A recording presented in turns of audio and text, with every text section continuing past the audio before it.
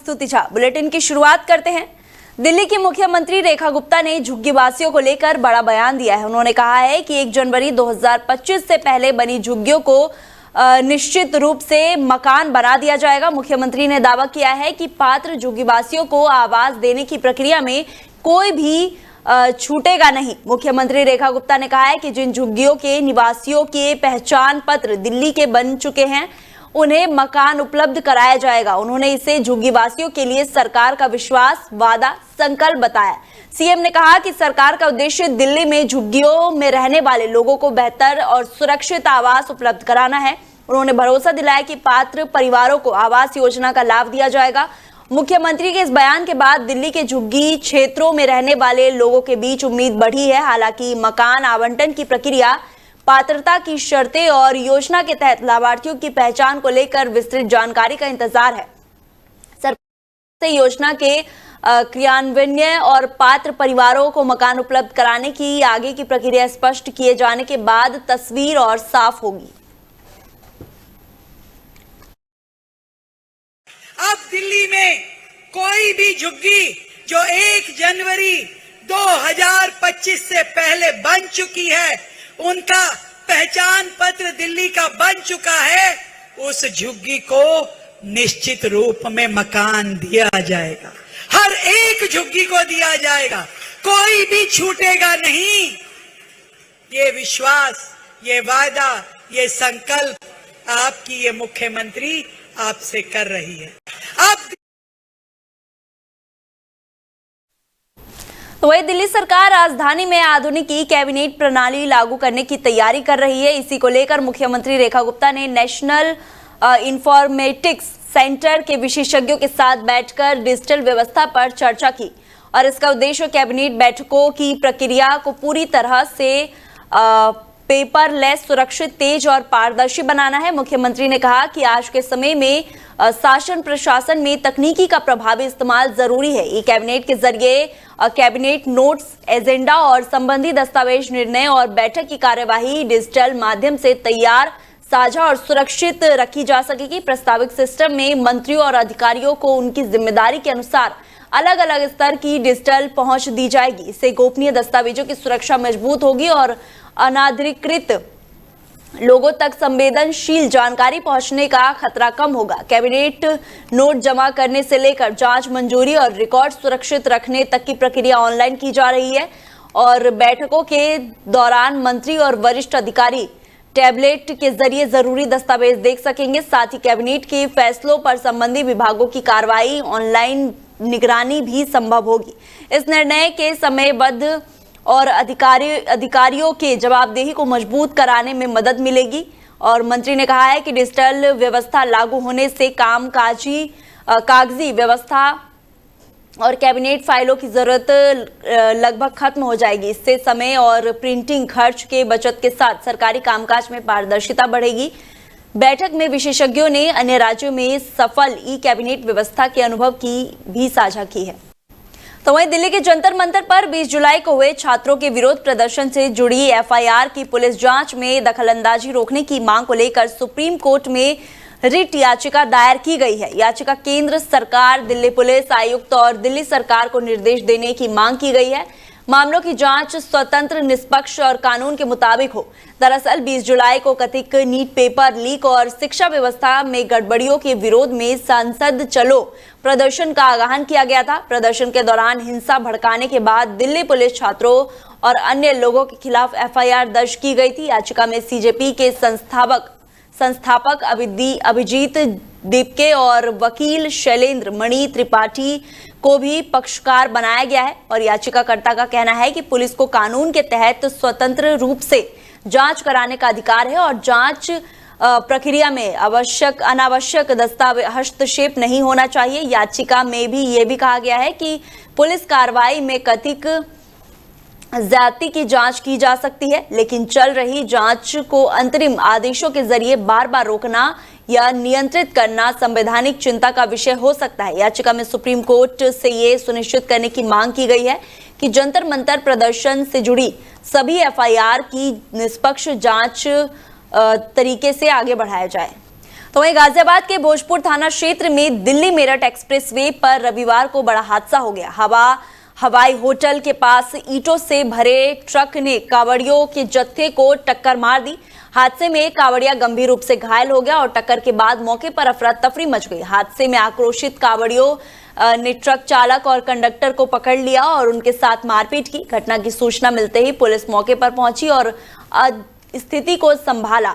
गंभीर रूप से घायल कावड़िए को तत्काल उपचार के लिए अस्पताल भेजा गया है। पुलिस ने ट्रक को कब्जे में लेकर हादसे की जांच शुरू कर दी है। प्रारंभिक जानकारी के अनुसार ट्रक ईंटों से लदा हुआ था और दिल्ली मेरठ एक्सप्रेसवे से गुजर रहा था। तभी कावड़ियों के जत्थे से उनकी ट्रैक्टर टक्कर हो गई और हादसे के बाद कुछ समय के लिए मौके पर तनाव की स्थिति बनी रही। पुलिस ने मौके पर पहुंचकर आक्रोशित कावड़ियों को शांत कराया और चालक कंडक्टर को सुरक्षित अपने कब्जे में ले लिया। पुलिस अधिकारियों का कहना है कि हादसे के कारणों की जांच की जा रही है और घायल कावड़िए की हालत गंभीर बताई जा रही है। मामले में आगे की कार्रवाई जांच और प्राप्त तहरीर के आधार पर की जाएगी। तो बुलंदशहर के चोला थाना क्षेत्र में सबदलपुर गांव में गौवंश के अवशेष मिलने से हड़कंप मच गया। जानकारी के मुताबिक 15-16 अगस्त की रात एक गौवंशीय पशु की हत्या कर उसके अवशेष फेंक दिए गए और घटना की सूचना मिलने के बाद पुलिस मौके पर पहुंची और अवशेष बरामद कर मामले की जांच शुरू कर दी।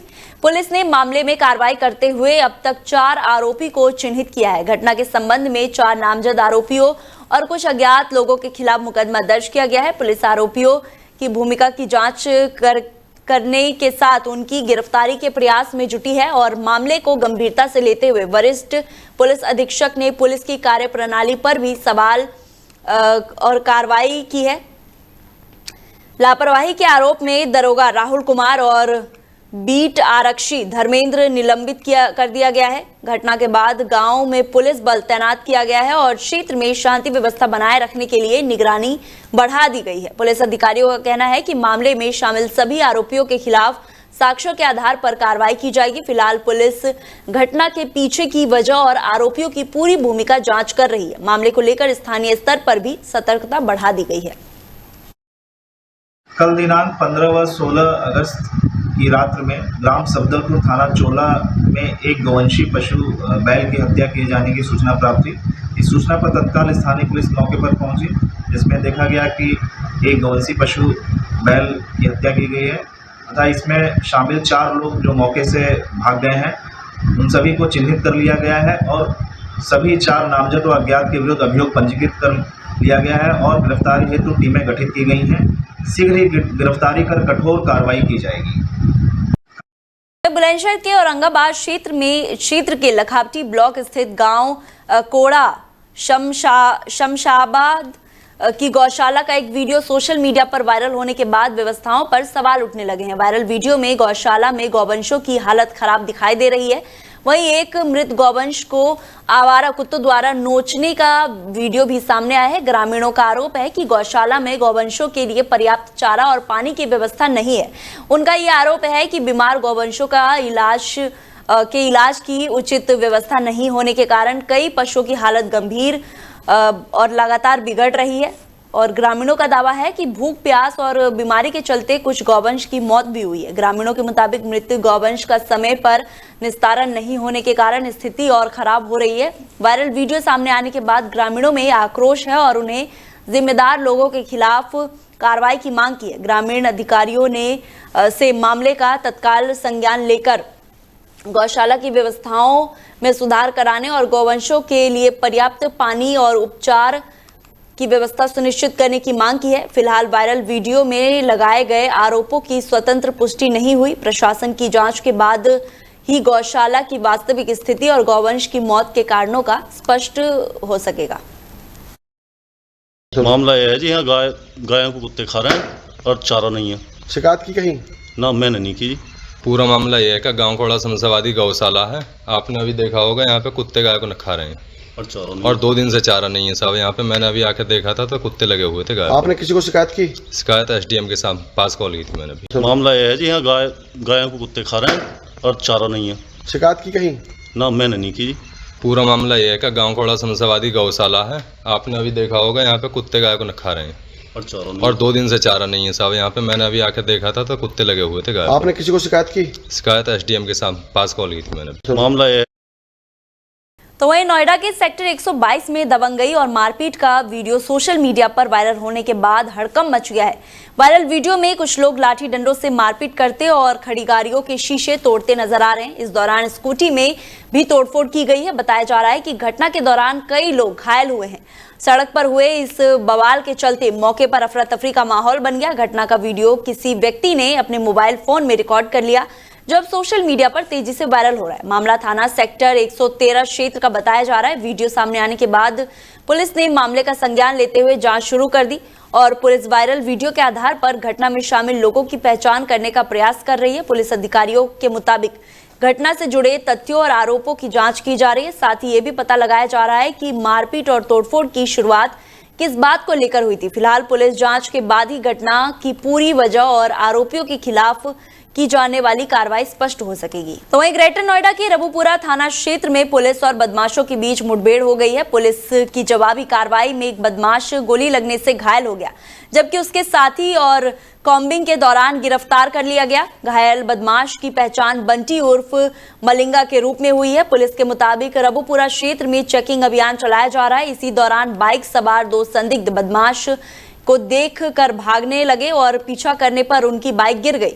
इसके बाद बदमाश ने पुलिस टीम पर फायरिंग कर दी। पुलिस ने जवाबी कार्रवाई की, जिसमें मलिंगा के पैर में गोली लग गई और मुठभेड़ के बाद पुलिस ने घायल बदमाश को उपचार के लिए अस्पताल में भर्ती कराया। वहीं दूसरे आरोपी बबलू को पुलिस टीम ने आसपास के इलाके में कॉम्बिंग अभियान चलाकर गिरफ्तार कर लिया। पुलिस ने दोनों आरोपियों के कब्जे से 2 अवैध तमंचे, कारतूस और चोरी की बाइक बरामद की है और पुलिस के अनुसार बरामद बाइक गुरुग्राम के सुशांत लोक ईस्ट जोन थाने में दर्ज चोरी के मुकदमे से संबंधी बताए जा रहे हैं। पुलिस का कहना है कि दोनों आरोपी रबुपुरा थाने में दर्ज एक मुकदमे में वंचित चल रहे थे। फिलहाल पुलिस दोनों आरोपियों के आपराधिक इतिहास की जानकारी जुटाने के साथ आगे की वैधानिक कार्रवाई कर रही है। बीती रात थाना रबुपुर पुलिस द्वारा मुठभेड़ के दौरान 2 वांछित अभियुक्तों को गिरफ्तार किया गया है। कार्गो टीट पॉइंट पर थाना पुलिस द्वारा रात में चेकिंग की जा रही थी। चेकिंग के दौरान एक मोटरसाइकिल पर सवार 2 लोग आते हुए दिखाई दिए, जिन्हें पुलिस द्वारा रुकने का प्रयास किया गया, जिस पे ये लोग मोटरसाइकिल दौड़ाते हुए तेज भागे। कुछ दूर जाके उनकी मोटरसाइकिल गिर गई। मोटरसाइकिल पे सवार पीछे बैठा व्यक्ति पुलिस के ऊपर जान से मारने की नीयत से फायर किया, जिस पे जवाबी कार्रवाई में पुलिस द्वारा फायर किए जाने पर उसके पैर में गोली लगी। एक अभियुक्त को घायल अवस्था में गिरफ्तार किया गया, जिसका नाम बंटी उर्फ मलिंगा, तथा दूसरा अभियुक्त जो बाइक चला रहा था बबलू, दोनों को गिरफ्तार किया गया। इनके कब्जे से 2 315 बोर के तमंचे, एक चोरी की मोटरसाइकिल यामाहा बरामद की गई। ये लोग थाना रबुपुरा के मुरादगढ़ी गांव में हत्या के प्रयास के वांछित अभियुक्त थे, जिन्हें गिरफ्तार कर अग्रिम विधिक कार्रवाई की जा रही है। तो वहीं गाजियाबाद के ग्राम कनावनी में जमीन के उचित मुआवजे की मांग को लेकर किसानों का धरना तीसरे दिन भी जारी है। 15 अगस्त को किसानों ने धरना स्थल पर तिरंगा फहराकर 80वां स्वतंत्रता दिवस मनाया और जिसके बाद किसान अपनी जमीन और हक की मांग को लेकर धरने पर बैठ गए। किसानों का कहना है कि करीब 22 साल पहले उनकी जमीन अधिग्रहित कर दी गई थी, लेकिन जब तक उन्हें जमीन का उचित मुआवजा नहीं मिला। किसानों के मुताबिक सुप्रीम कोर्ट के आदेश में 1 जनवरी 2020 के सर्किल रेट के आधार पर मुआवजा दिए जाने की बात कही गई। किसानों का आरोप है कि कनावनी के वास्तविक सर्किट रेट के बजाय आसपास के गांव का कम सर्किट रेट लागू करने की कोशिश की जा रही है। उनका कहना है कि इससे उन्हें जमीन की वास्तविक कीमत की तुलना में काफी कम मुआवजा मिलेगा। किसानों ने सवाल उठाया है कि जमीन उनकी है, नुकसान उनका है और विकास के बाद मुनाफा किसका और क्यों मिले।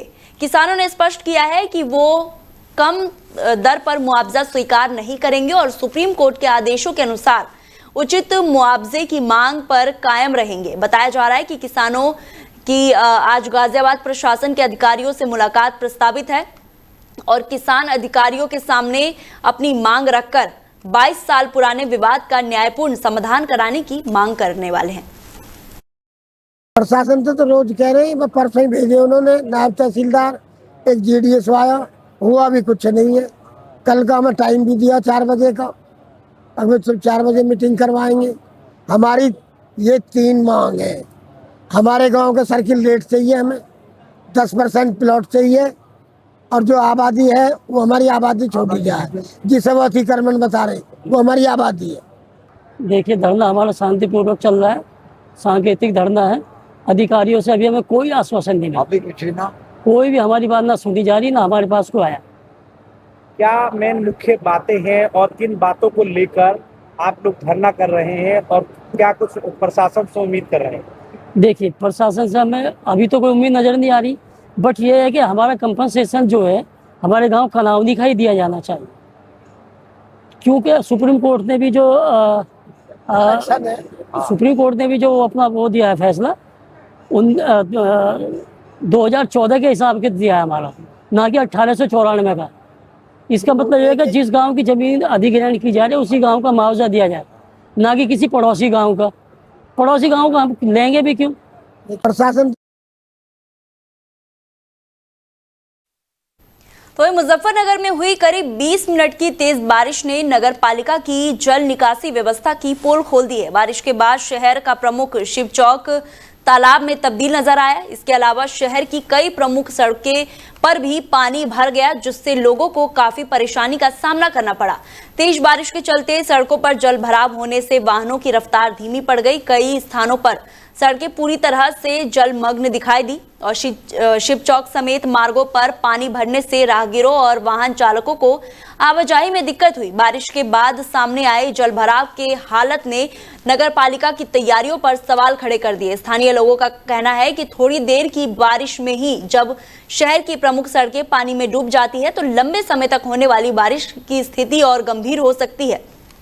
शहरवासियों के सामने जल भराव की समस्या कोई नई नहीं है। हर बार बारिश के दौरान कई इलाकों में पानी भरने की समस्या सामने आती है। ऐसे में लोगों का सवाल है कि आखिर उन्हें जल भराव की परेशानी कब स्थायी निजात मिलेगी। फिलहाल शिव चौक पर आसपास के इलाकों में जल भराव के कारण लोगों को परेशानी का सामना करना पड़ रहा है। तो मुजफ्फरनगर के चारथल कोतवाली क्षेत्र के दुधली गांव में खेत में काम कर रहे एक परिवार पर हमला करने का मामला सामने आया है। आरोप है कि कुछ लोगों ने लोहे की रॉड और डंडों से हमला कर 2 लोगों को घायल कर दिया। मारपीट का वीडियो भी सोशल मीडिया पर वायरल हो रहा है। पीड़ित ने आरोप लगाया है कि सचिन, विनोद और बबीता ने परिवार के लोगों के साथ मारपीट की। हमले के दौरान देवेंद्र और उमाकांत गंभीर रूप से घायल हो गए। घायल को उपचार के लिए अस्पताल ले जाया गया और वायरल वीडियो में कुछ लोग मारपीट करते नजर आ रहे हैं। वीडियो सामने आने के बाद मामला चर्चा में है। पीड़िता ने पुलिस से आरोपियों के खिलाफ कार्रवाई और मामले की निष्पक्ष जांच की मांग की है। बताया जा रहा है कि घटना खेत में काम करने के दौरान हुई। हालांकि मारपीट की वास्तविक वजह और घटना से जुड़े अन्य तथ्यों की पुलिस जांच के बाद ही स्थिति स्पष्ट हो सकेगी। शामली में व्यापारी की पत्नी से 50 लाख रुपए की रंगदारी मांगने के मामले का पुलिस ने खुलासा करते हुए 2 आरोपी को गिरफ्तार कर लिया है। पुलिस के मुताबिक 12 अगस्त को गांधीगंज मंडी निवासी व्यापारी राजेश गोयल की पत्नी के मोबाइल पर फोन कर गाली गलौज करते हुए 50 लाख रुपए की रंगदारी मांगी गई थी। शिकायत के आधार पर कोतवाली शामली मुकदमा दर्ज किया गया और पुलिस ने 15 अगस्त को चेकिंग अभियान के दौरान मामले में वांछित 2 आरोपी को गिरफ्तार किया। उनकी पहचान मुजफ्फरनगर निवासी हर्ष और मोहित उर्फ टीटू के रूप में हुई है। आरोपियों के कब्जे से रंगदारी मांगने में इस्तेमाल मोबाइल फोन और सिम बरामद किया गया है। इसके अलावा मोहित के पास से अवैध तमंचा और कारतूस, जबकि हर्ष के कब्जे से एक चाकू बरामद हुआ है। पुलिस के अनुसार मामले में शामिल अन्य आरोपियों की गिरफ्तारी के लिए दबिश दी जा रही है। गिरफ्तार आरोपियों के पूर्व आपराधिक रिकॉर्ड की भी जानकारी जुटाई जा रही है। पुलिस को हरियाणा और राजस्थान में भी इनके खिलाफ मुकदमे दर्ज होने की जानकारी मिली है। पुलिस अधिकारियों का कहना है कि रंगदारी और धमकी जैसे मामलों में शामिल आरोपियों के खिलाफ अभियान आगे भी जारी रहेगा। कोतवाली शामली में 12 अगस्त 2026 को एक रंगदारी मांगने की घटना प्रकाश में आई थी, जिसके अंतर्गत एक कोतवाली निवासी राजेश गोयल पुत्र कृष्णलाल गोयल, जो राम जी किराना अंसारी नाम से किराने की दुकान चलाते हैं, हाल ही में उन्होंने कुछ जमीन खरीदी थी। इसी के अंतर्गत एक फ़ोन कॉल आया और इनके इकलौते लड़के को जान से मारने की धमकी देकर 50 लाख की फिरौती मांगी गई, जिसके अंतर्गत कोतवाली शामली में सुसंगत धाराओं में एक मुकदमा दर्ज कराया गया था। जिस मोबाइल से फ़ोन आया था उसकी जांच पड़ताल करने पर एक व्यक्ति का नाम हर्षपुत्र ब्रजमोहन निवासी जनकपुरी सिविल लाइन थाना मुजफ्फरनगर आया। 15 अगस्त के दिन संदिग्ध वाहनों की चेकिंग के दौरान एक बाइक में 2 लड़कों को पकड़ा गया, जिसमें एक का नाम हर्षपुत्र ब्रजमोहन एवं दूसरे लड़के का नाम मोहित उर्फ टीटू है, निवासी ग्राम सरोजनी जटान थाना तितावी। फिलहाल बुलेटिन में इतना ही। आप देखते रहिए डेली 24 भारत। नमस्कार।